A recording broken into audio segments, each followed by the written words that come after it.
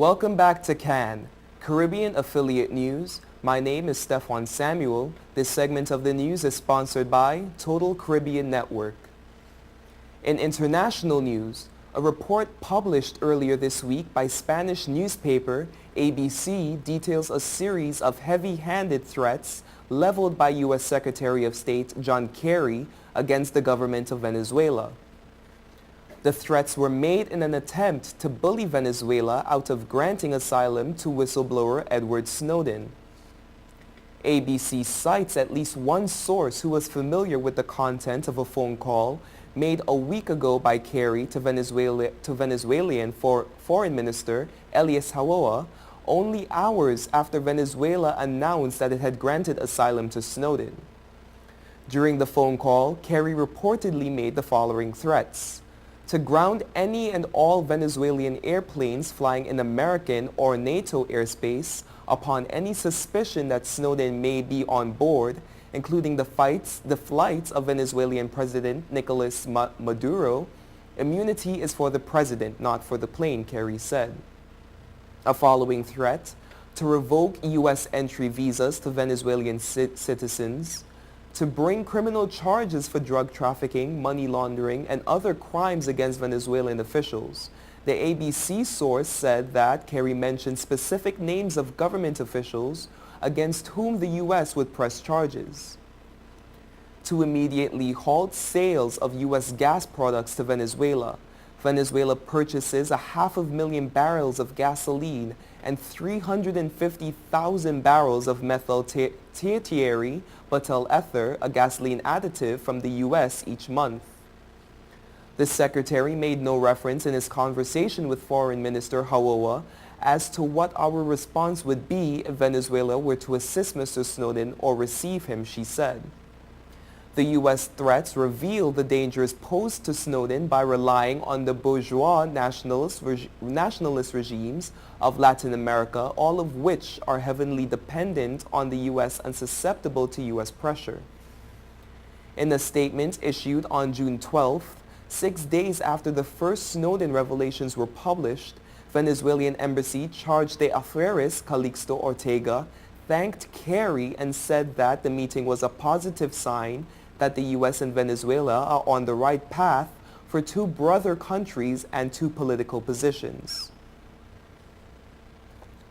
In Washington, the searing heat of July was not enough to deter 60-year-old Terry White from joining Saturday's Justice for Trayvon rally at high noon outside the federal courthouse here.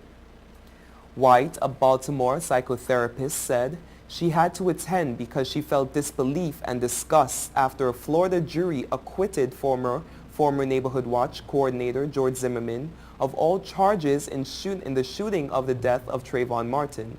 Zimmerman claims self-defense. White wasn't buying it. I have 2 African-American sons and grandsons, and I want to see these things change for them, White said, as protesters chanted, "No justice, no peace." Thousands gathered Saturday at rallies in more than 100 cities nationwide to remember Trayvon, to press for federal civil rights charges against the man who shot him, and to attack stand-your-ground self-defense laws.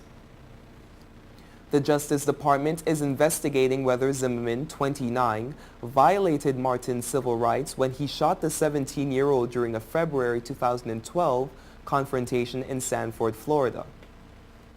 Although Zimmerman ultimately did not use a stand-your-ground defense, the case brought stand-your-ground laws into the spotlight.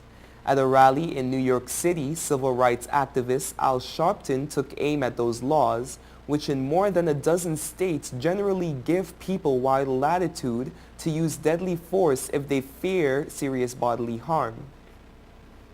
We are trying to change laws so that this never ever happens again, Sharpton, who organized the nationwide rallies through his National Action Network, told the crowd. Sabrina Fulton, Trayvon's mother, spoke at the New York rally. "Today it was my son, tomorrow it might be yours," she warned the crowd. Trayvon's father, Tracy Martin, echoed those sentiments at a rally in Miami. "This could be any one of our children," he said. Our mission now is to make sure that this doesn't happen to your child.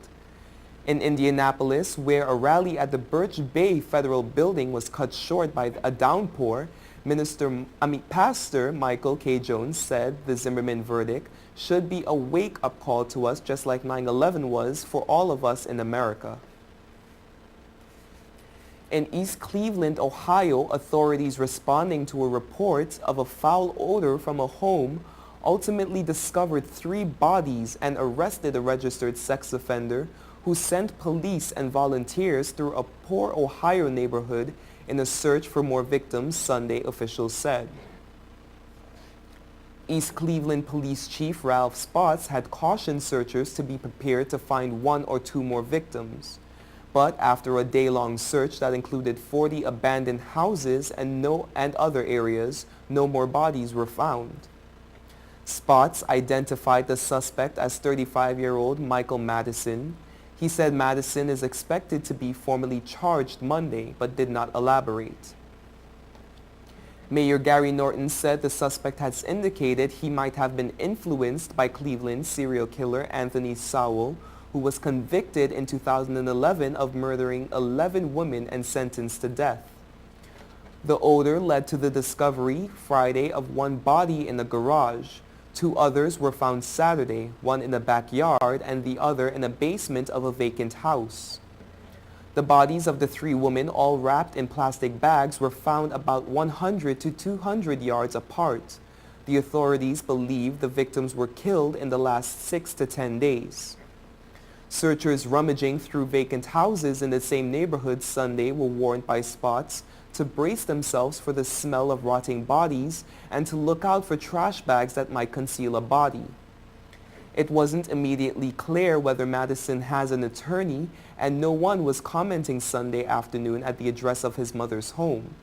Madison was classified as a sex offender in 2002 when he was sentenced to 4 years in prison for attempted rape, according to Cuyahoga County court records. He had previous convictions in 2000 and 2001 for drug-related charges. All 3 bodies were found in the fetal position, wrapped in several layers of trash bags, Norton said. As he said detectives continue to interview Madison, who used his mother's address in Cleveland in registering as a sex offender, the mayor said. Cuyahoga County Medical Examiner Dr. Thomas P. Gilson said Sunday that the bodies were in advanced stages of decomposition and that it would take several days to identify them and how they died.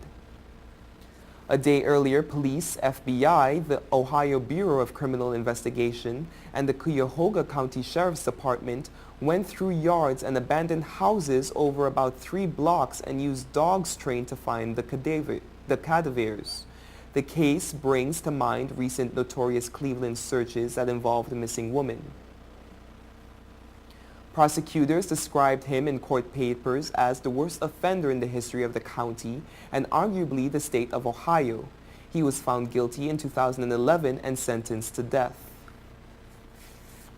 A 4-minute-long earthquake has shaken New Zealand, halting trains and damaging Wellington's Parliament building.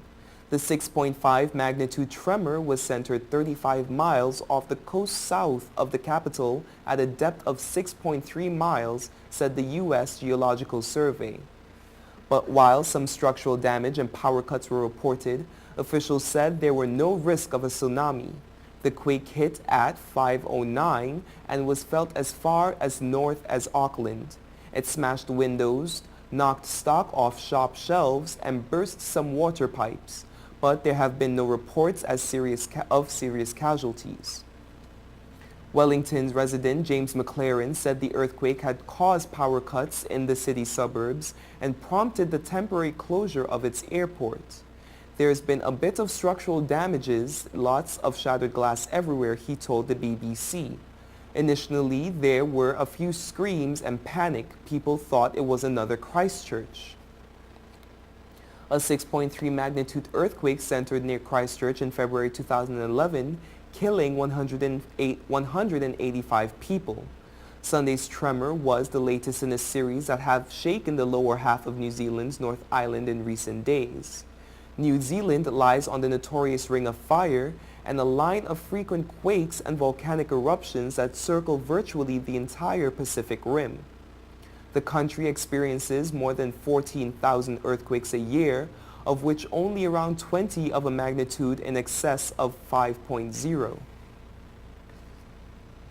A court in India has sentenced 6 men to life imprisonment over the gang rape of a Swiss tourist in March.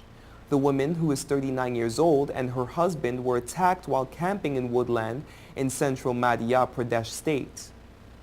The men, aged between 22 and 30, were all from a village close to the scene of the rape. India's police force and judicial system have been under pressure and take a harsher action in cases involving violence against women since last year's gang rape and murder of an Indian student in Delhi. The British royal family is on the verge of expanding. Kate Middleton, the Duchess of Cambridge, has gone into labor and been rushed into a London hospital with Prince William ahead of what may be one of the most anticipated births in world history. As soon as the royal bundle of joy makes his or her debut, the infant will instantly become the third in line to the throne, behind only grandfather Prince Charles and dad Prince William. The palace announced the Duchess's arrival in a brief statement at 7:30 a.m., approximately an hour and a half after the couple's actual arrival, according to the reporters outside. The baby is to be delivered in the posh Lindo wing of the same hospital where Princess Diana had William in 1982 and his brother Harry 2 years later, where the private birthing suites cost $15,000 a day. The Duke and Duchess of Cambridge reportedly don't know the gender of their child any more than the rest of the world does. The palace has said its plans to inform the world of the baby's birth through a mixture of traditional announcements, some that will ring loud and clear across the city and social media as well. Officials have said that a royal aide will emerge from the hospital with a signed bulletin carrying the Buckingham Palace letterhead. The bulletin will be given to an official who will be driven to the palace, where it will be posted on an easel of public view in front of the building. The anticipation of this sight, hundreds have steadily gathered outside the palace's front gates, cameras ready to snap the first sign of this easel. At the same time the bulletin will be posted, there will be an official announcement on Twitter and the media will be notified. The document will include the baby's gender, weight, and time of birth. For those not within range of the site, the firing of 103 shots from cannons are expected to be heard exploding across the city. 62 from the Tower of London and 41 from Green Park, AFP reports. The Union Jack flag will also be hoisted from government buildings across Britain. The royal salutes by the cannons are typical for royal anniversaries, with the most ever fired of 124 shots being when the Queen's birthday coincides with the Duke of Edinburgh's birthday in June, combining two 62-shot rounds. As for the baby's name, it could be some time before it's made public. When William was born, a week passed before his name was announced. Charles's name remained a mystery for an entire month. You are watching Caribbean Affiliate News. We will be right back.